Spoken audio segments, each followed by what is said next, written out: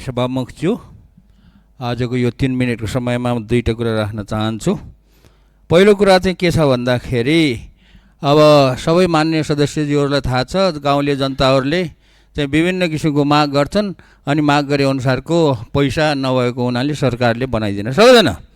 अनि यो सदनमा चाहिँ माननीय सदस्यज्यूहरूले हाम्रो ठाउँमा चाहिँ हाम्रो गाउँमा टेलिफोन पुगेन, मोबाइल पुगेन, अनि चाहिँ के अरे इन्टरनेट पुगेन भन्ने माग गर्नुभएको छ।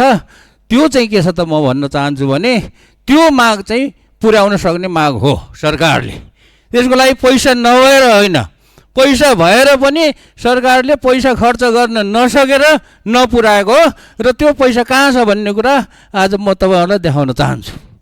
त्यो पैसा नेपाल दूरसञ्चार प्राधिकरणमा ग्रामीण दूरसञ्चार कोष भनेर खडा गरेको एउटा कोष छ, त्यहाँ चाहिँ 16 अरब रुपियाँ छ अहिले छ। सरकारले कुनै बजेट छुट्याउनु पर्दैन के, गाउँ गाउँमा टेलिफोन लैजानुको लागि इन्टरनेट पुर्याउनु त्यही पैसा खर्च गरेर अनि सञ्चार मन्त्रालय मार्फत त्यो चाहिँ हामीले पुर्याउन सकिन्छ।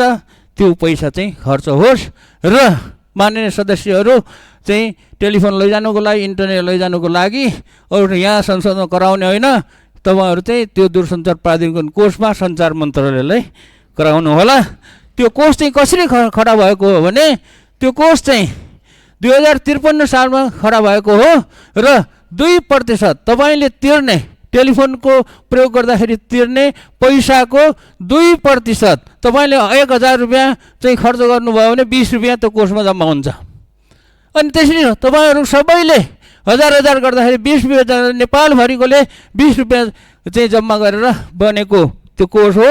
त्यो कोष चाहिँ त्यहाँ छ, त्यहाँ चाहिँ जानु होला भन्ने चाहिँ म अनुरोध गर्दछु। र अन्तमा चाहिँ अस्ति मैले जुन ट्याक्सीको कुरा उठाएको थिएँ त्यो चाहिँ के रहेछ त भन्दाखेरि 2057 सालदेखि अहिलेसम्म 2072 सालमा चाहिँ अलिकति भूकम्प आउँदाखेरि थपेको रहेछ।